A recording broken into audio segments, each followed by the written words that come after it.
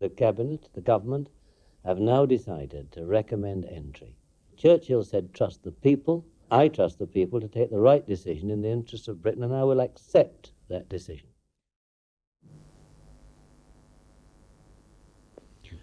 Prime Minister, are you quite sure that today's decision by the Cabinet is the right one? Yes, I didn't take it easily.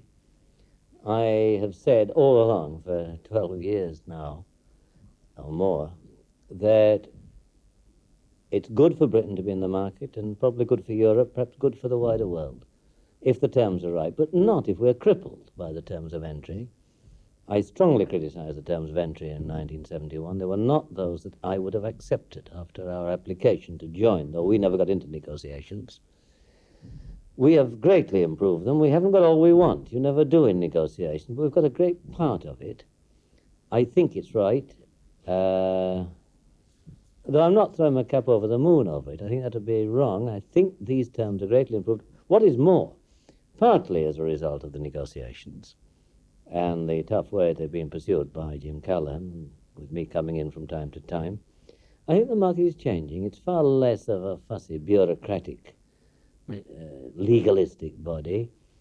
I think partly because of the French president's initiative in calling these regular summits of heads of government, and his insistence that the big political decisions are taken by us and not by non-elected bodies like the Commission, I think it is now more practical, more democratic, more responsive to the needs of each individual country. You tell the Commons you recommend these terms. You say you're not going to throw your cap over the moon. This means you're not going to recommend them. You don't recommend them with all your strength. Yes, I do it with all my strength. But I'm not one of those people who just sort of gets drunk or exhilarated with the feeling that because you've decided it, then there is no other answer. I recognize the deep anxieties of people. I'm going to address myself to those anxieties because in part I've shared them, you see. I now feel that we've got the right answer and it's better for Britain. And certainly I shall use my influence, such as it is, in speeches and in other ways, to say that I think this is the best thing for Britain. I don't think people believe me if I suddenly said that somewhere between Dublin and London I saw the road to Damascus and thought it was on.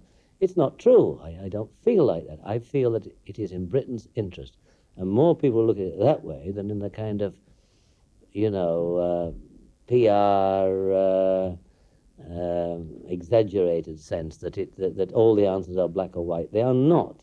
There has been an impression that you were not perhaps going to commit yourself fully for fear that you might have to resign if there was a no vote in the referendum. Is that not so? No, nothing of the kind. The Cabinet, the government, have now decided to recommend entry. There's no question about committing myself fully. The Cabinet is now committed. But as I say, I don't believe in screaming your head off if you want to persuade people. I don't believe in a lot of the wilder kinds of advertising. I'm going to do it in a reasoned way. But if the referendum goes against the government's recommendation, as a good Democrat, I will accept that. I do not believe that MPs have got all the wisdom of the people. Churchill said, trust the people. I trust the people to take the right decision in the interests of Britain, and I will accept that decision. Wouldn't you be more likely to get the answer that you believe to be the right one in the interests of Britain if you did the normal thing and staked the life of your government on this campaign? No, I do not think this is a matter between government and opposition. Every party is divided. My own party is deeply divided. I make no bones about that. I never have. It's a very important decision. People have different views intellectually, emotionally, economically, socially. The Conservatives are deeply divided, though they have always tried to suppress and drive them underground, even push them out of their parliamentary seats if they murmured a bleat of protest. The Liberals are divided. Liberal voters, certainly. What did the word consultative referendum mean in the manifesto, if, as you now imply, the result is going to be morally binding on MPs? Oh, we said in the manifesto it would be final and binding. I've always used that phrase. On the government, but not on MPs. It's binding on the government, certainly. I shall accept it, and I shall accept it on behalf of the government I lead. No, you can't dictate to MPs, but, You've got to be a pretty arrogant cuss, you know, as an MP to say. It's much more than consultation. No, which is no, what- no, but well, I believe it should be binding, and it will be on the government. We are pledged to that.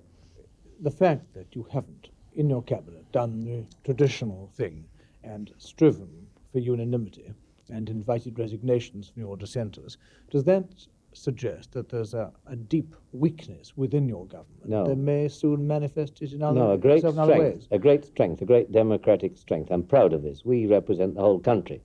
We are not, and we certainly don't want to kind of smother opinion here. And as I say, the whole country is divided and every party is divided. This is a unique thing. We've never had it in our history before. And in these circumstances, I have agreed that ministers who take a very strong minority view should be free to express that view, provided that they don't do it in a, you know, in a hostile, aggressive way. They do it in a comradely, friendly way, and try to keep the question on the issues and not make it a question of personality. And above all, and this I really shall insist on, that they get on with the work as ministers. They're not getting 3 months off to go campaigning. There are very important problems and decisions to be taken together as one cabinet, and they mustn't do, and they won't do, I'm sure, anything to weaken the cohesion of the cabinet in dealing with the desperately serious economic crises and other crises we're facing.